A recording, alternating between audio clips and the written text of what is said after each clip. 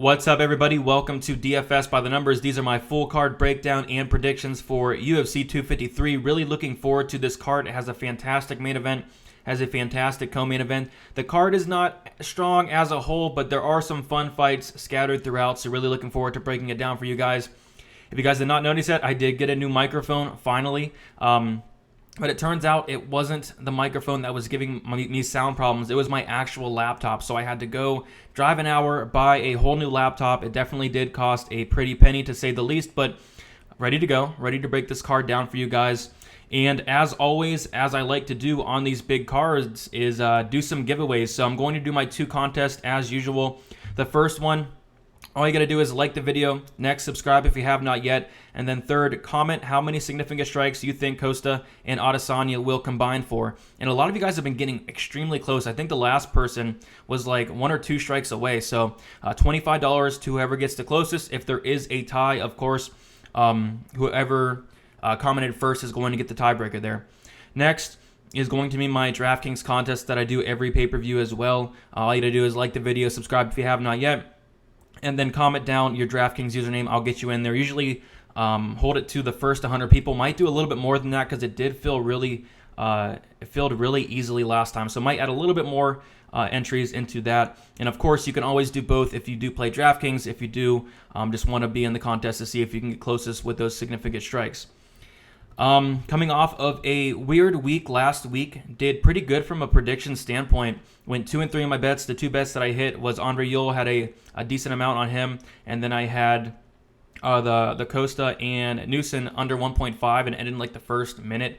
Costa had a fantastic head kick knockout, and then would have been a winning night if Colby Covington would have took it to decision and Woodley would have lasted a couple more minutes. Just very unfortunate there. But stuff like that happens in MMA. But just really, really, really unlucky, because if that would have hit, would have been a winning night. But instead, it was a small loss. But we're looking to bounce back here in a card where there really isn't many spots. But I definitely see some things. At first, I thought there was absolutely nothing. And then I went through some tape, and I definitely see some spots I like. And I already did place a pretty big bet at the beginning of the week before the line started getting a little crazy for what I wanted to bet there. And we'll talk about some things here, but with that said, we are going to get into the first fight of the night, and it is Cadiz Ibrahimov versus Danilo Marquez. And I'm very confused at why this is a fight. Both of these guys honestly should not be in the UFC. Just looking at some of the guys Marquez has fought, he has not fought the best competition whatsoever, and he's 34 years old. Of course, he's 6'6", going to have a 3-inch reach advantage. He's going to be at a reach disadvantage with a 77.5-inch reach, 9-2 and 2-3 in his last 5 fights, making his UFC debut. Cadiz Ibrahimov, 25 years old, still young, 6'3", 78.5-inch reach, 8-3 and 2-3 in his last 5 fights. Obviously, he's lost all 3 fights in the UFC. He started out his career 8-0, and I mean, man, this should not be a fight, especially on UFC 253, but it's going to be very interesting. But watching tape on Marquez, I was very, very underwhelmed. His striking is just not there. You got to give the advantage to Ibrahimov there. His ground game is good, and that's how he's probably going to win this fight if he does.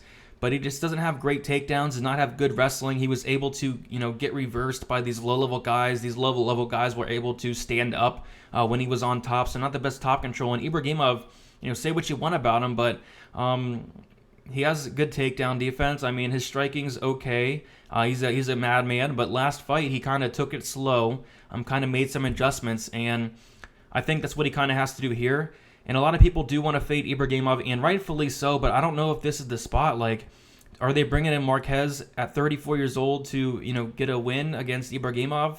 Or are they bringing in Marquez to lose against Ibrahimov? Because maybe they think Ibrahimov is an exciting fighter, and he is. But man, really questioning why this is a fight. But I got to take Ibrahimov here. I think he has the advantages everywhere besides the grappling, and just don't know if Marquez is going to be able to get it there. And a lot of people do talk about Ibrahimov's gas tank, and it does look bad because he goes all out. But Marquez does not have the best gas tank either. I think this is going to be a very sloppy fight. Ibrahimov probably gets a finish here. So I'm going to go Ibrahimov by knockout. Not too interested in it from a betting perspective, but if I was to bet it, I'd probably go with Ibrahimov. And I'm really surprised at the line.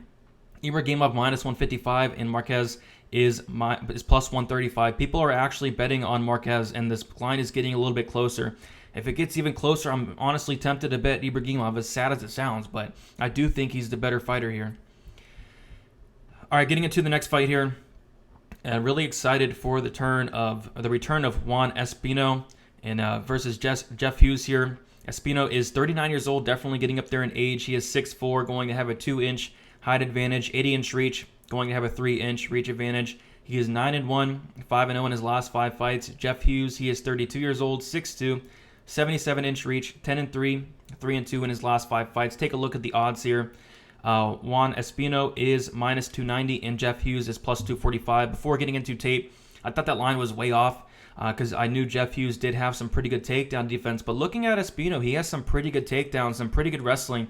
And I think that if he gets this fight down to the mat, I think it will probably be over shortly after. He has a very, very good submission game.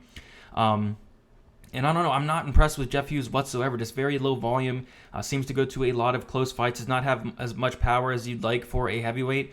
So I'm going to go with Juan Espino to get a first round submission here.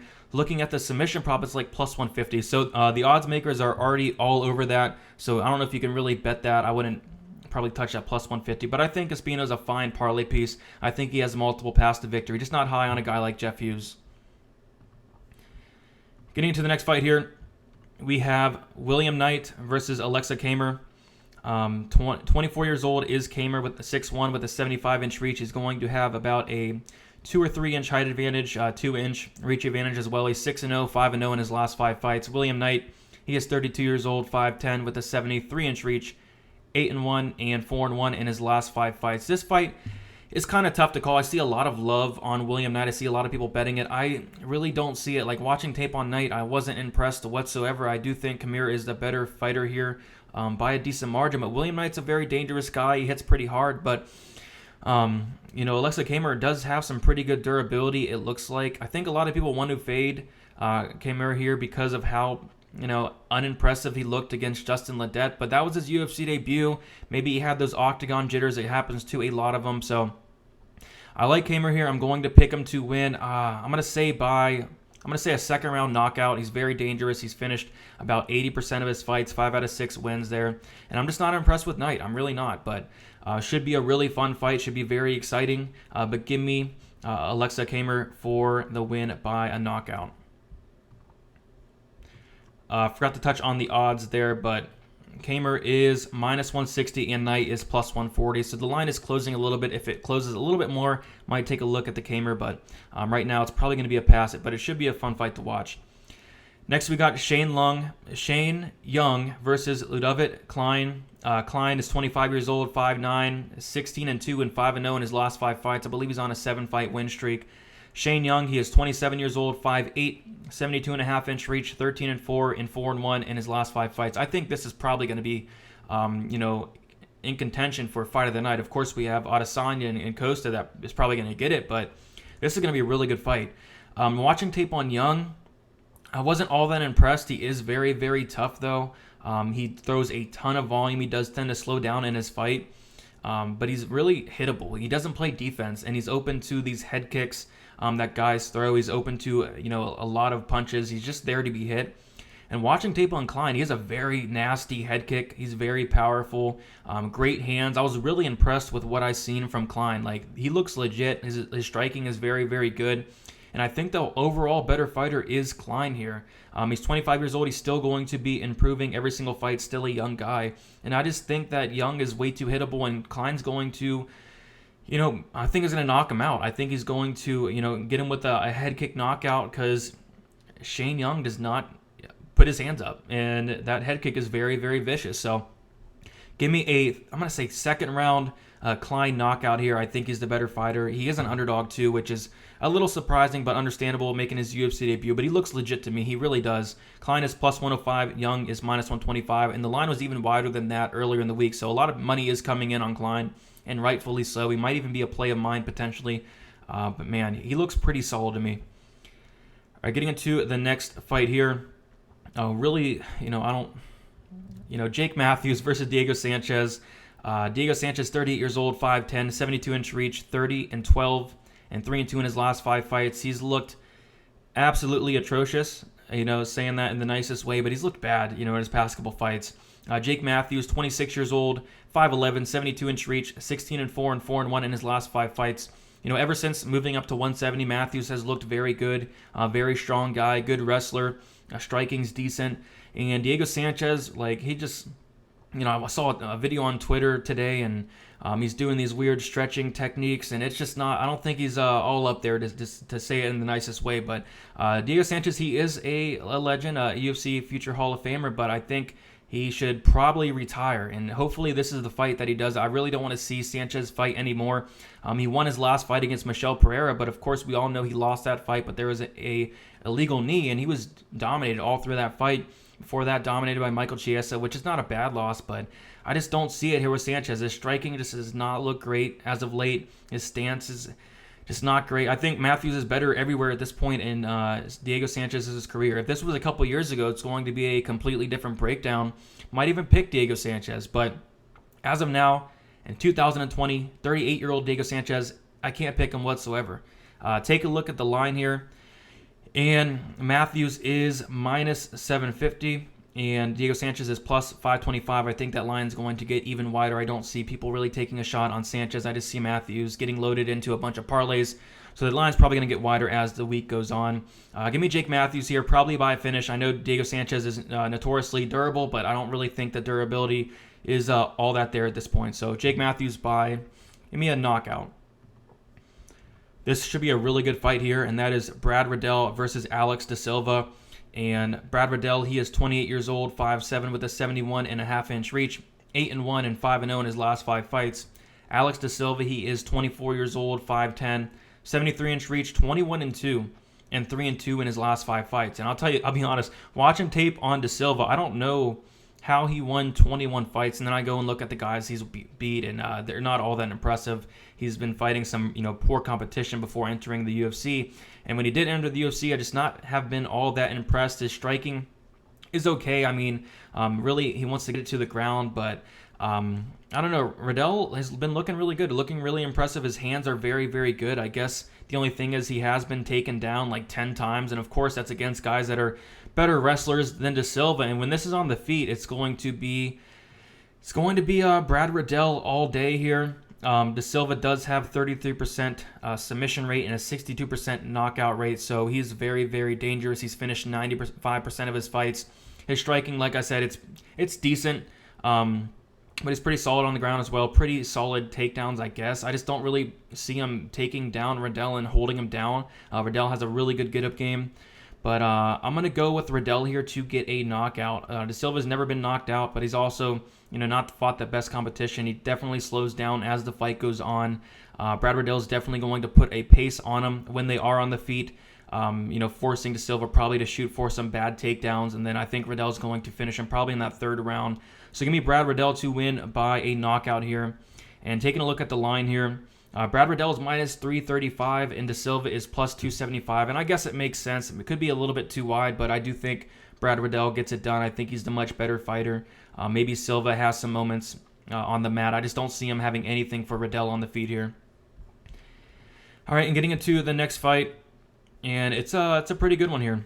We have Zubara Tahugov versus Hakeem Duavadoo, and Tahugov, he is 29 years old. He is 5'8" with a 68-inch reach, going to be at a 4-inch reach disadvantage. 19, 4-1 and 3-1 and 1 in his last 5 fights. Remember, he went to that draw with Lerone Murphy, which is a pretty solid prospect there. And Hakeem Duavadoo, he is 29 years old, 5'8", 72-inch reach, going to have a 4-inch reach advantage. 11-1 and 4-1 in his last 5 fights. This is a very close fight here, a very tough fight to pick. And the line definitely does indicate that. Tahugov is minus 120 and Duavadoo is plus 100. So pretty much a pick 'em here. And Tahugov, he is going to have the less volume here. He has really good wrestling, but Duavadoo has pretty solid takedown defense, 85%. And Duavadoo's going to have a lot of moments of success on the feet. He's going to be throwing the more volume, but when Tahugov lands, he lands really, really hard. He's going to have the power advantage here. We've seen Duavadoo hurt before, and I don't know if Duavadoo's going to be able to take those hard shots from Tahugov. And I also think Tahugov is a really good wrestler himself. He lands about 3 takedowns per 50 minutes, 56% accuracy, and I think he can just wear up against the cage Duavadoo and even take him down at some points. But man, give me Tahugov here in a very, very close decision. Not all that confident in it, but I do think he's going to do a little bit more, with the takedowns. I feel like on the feet it's going to be close. I feel like he's going to get out volume. I just think he's going to land those harder shots. All right. 1 second. I got to plug in my laptop here. But anyway, give me Tahugov to win. My laptop was about to die there. My bad. So, all right. Getting into the next fight there. We have an interesting one with Caitlyn Vera versus Sahara Eubanks. Eubanks just fought last week, 2 weeks ago. Vera, she is 29 years old, 5'8", with a 68-inch reach, 10-1, 4-1 in her last 5 fights. Eubanks is 35 years old, 5'4", 67-inch reach, 6-4 and 3-2 in her last 5 fights. A lot of people were counting out Eubanks. She was a big underdog, like plus 260, something crazy like that, against Julia Avila. And, I called it. I said her cardio has been improving. I've seen her on Instagram, working on her cardio. She's put a big focus on that cardio, and it looked good against Sarah Moras. It looked good against Julia Avila. And a lot of people hate on her because she did, tend to slow down a lot. In some of her fights, like the Betch Correa fight, she slowed down a ton. But, I think I think this fight's going to be close. The only reason I'm going with Vera here is because, I think her ground game is way better. And Eubanks is a black belt in BJJ, but I don't think it's the same level of ground game as Vera. Just watching tape on Eubanks, it doesn't look like she has a black belt. Like, I've seen a lot of people like Aspen Ladd take advantage of her on the mat. And I think if this does get to the ground, and I do think it does, I think Vera is going to have a ton of success here against Eubanks.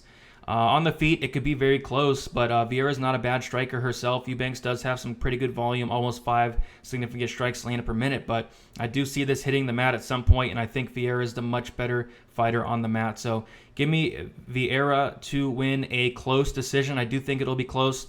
Kind of got to worry about Eubanks' gas tank because she is going to be cutting weight, twice in a couple weeks there, or 3 times. She was actually supposed to fight a couple weeks ago as well. So a bunch of weight cuts for Eubanks lately. So I don't really know how that's going to affect her gas tank, but I think Vera is going to get it done in a very, very close decision. Looking at the line here, Vera minus 170, Eubanks plus 150. Probably not going to bet it myself, but I think that's rightfully lined there. Next we got Kykar France versus Brandon Roy Val. France is 27 years old, 5'4", with a 66.5-inch reach, 21-8 and 4-1 in his last 5 fights. Brandon Roy Val, he is 28 years old, 5'9", going to have a 5-inch height advantage, 70.5-inch reach, going to have about a 4.5-inch reach advantage, 11-4 and 4-1 in his last 5 fights. So this fight is very tough to call. It's I've been going back and forth on this fight. Before I went into tape, I was really high on Kykar France in this fight. And just after watching tape, I'm kind of more leaning towards the Brandon Roy Val side. And I'll tell you why. So France has very good takedown defense. It's like 90%. Roy Val's wrestling is okay, but I'm not sure if it's enough to get down Kykar France. But if he does get him down, I think he's going to have a huge advantage on the mat. Maybe even get a submission. Like, Roy Val is really, really legit on the ground. And I don't know, I just have a feeling it's going to touch the mat at some point in these 15 minutes. And at that point, I feel like Roy Val's going to, have a big advantage down there. And even on the feet, like Kykar France typically makes a lot of his fights really close. And going into tape, I wasn't expecting to, be kind of impressed with Roy Val's striking. Obviously, you give the advantage to Kykar France, but his striking is not awful. He's going to have a decent reach advantage, using that length, decent striking. I don't know. I like Roy Val, especially as an underdog. So I'm going to pick Roy Val to win this fight. I feel like it's going to be very close, but I do feel like he's going to get this fight down to the mat at some point. And even if he doesn't, I still feel like it's going to be a very, very close fight. And at minus 240 for Kykar France, I just don't see it. So give me the underdog here with Brandon Roy Val. I think he's the more dangerous fighter as well. Has finished like 80% of his fights compared to France's like 50%. Kykar France is minus 240 and Roy Val is plus 200. Give me the underdog here. All right, and now we have a very interesting fight here, and that is the co-main event. And, man, it's a good fight. Reyes, he's 30 years old, 6'4", 77-inch reach, 12-1, and 4-1 in his last 5 fights. Jan Blachowicz, he is 37 years old, 6'2", with a 78-inch reach, 26-8, and 4-1 in his last 5 fights. Take a look at the odds here. And a lot of people are complaining about these odds, but, minus 280 Dominic Reyes, and Jan Blachowicz is plus 240. I guess it could be a little bit closer, but I really like Dominic Reyes in this fight. And he's going to be throwing the more output, 4.88 significant strikes landed compared to Jan Blachowicz' 3.45. I think he's the better striker. The only thing I'd worry about is Jan's ground game. He has a very good ground game, but I just don't see him being able to take down Reyes and really hold him down. Reyes has pretty solid takedown defense, 82%, a really good get-up game as well. Blachowicz only averages 1.16 takedowns per 15 minutes. I just feel like Reyes is going to do more. A lot of people think that, Jan Blachowicz is some kind of crazy power puncher. People are like comparing him to, guys that hit really hard like Francis Ngannou and that Polish power. And I think it's because they market it a lot. You see it a lot, the Polish power, and then you see him knocking out Luke Rockhold and Corey Anderson. But Blachowicz only has 3 knockouts since 2011, and like I mentioned, he's knocking out some really chinny guys. Luke Rockhold, extremely chinny.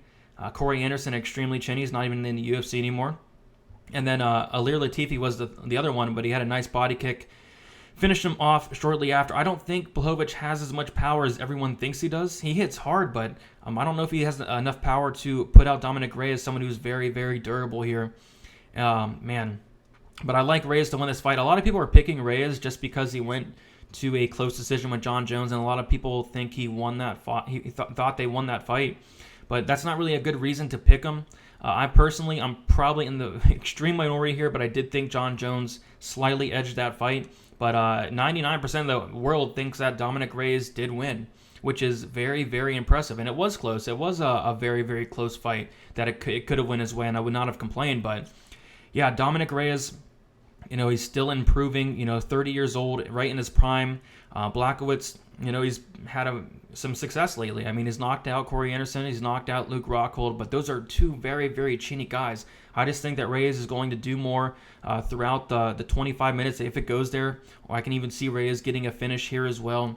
But give me Dominic Reyes. I'm going to say 3rd round knockout for Dominic Reyes. I think Blachowicz's path to victory would be a early knockout, and I just don't think that's all that likely. So give me Dominic Reyes here.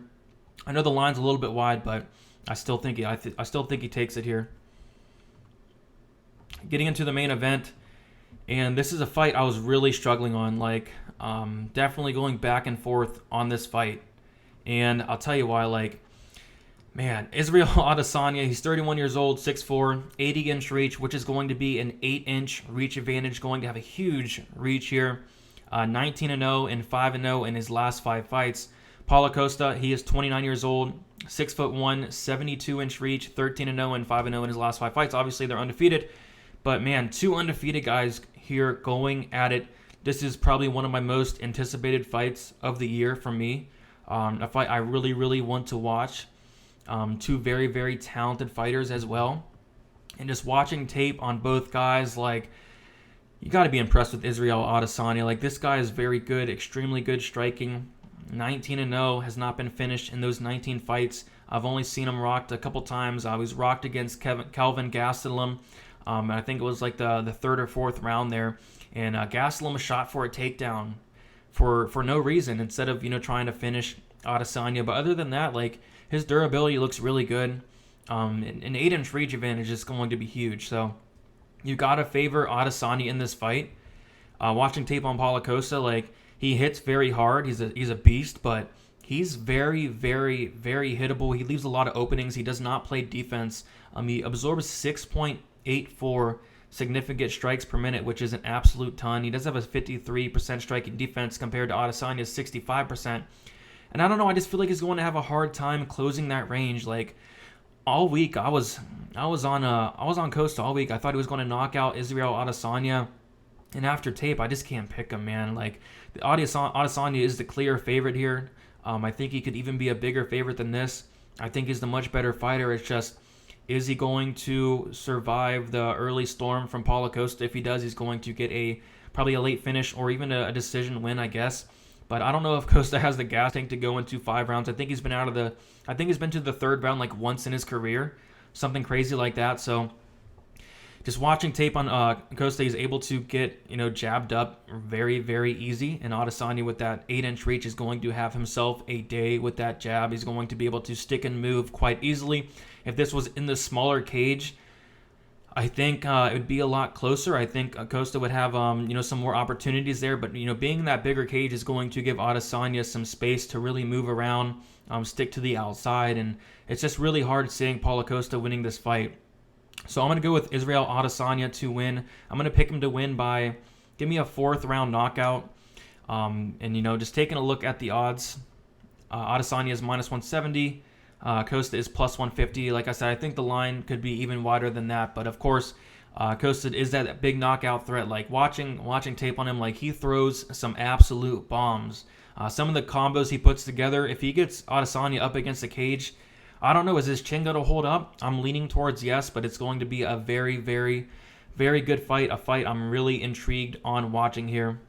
But just to kind of review some picks here, Cadiz Ibrahimov, Juan Espino, Alexa Kamer, Ludovic Klein, the first underdog pick there, Jake Matthews, Brad Riddell, Zubara, Tahugov is a slight favorite pick him there.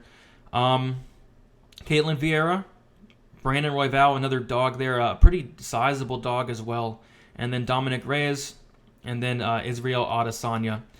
All right, that's about all I got for you guys. If you guys enjoy this content, please leave a like, subscribe if you have not yet. Also, do not forget about the contest. Going to be giving out $25 to the winner of each contest. The first one, just first like the video, next subscribe if you have not yet, and then third, comment how many significant strikes you think Adesanya and Costa are going to combine for.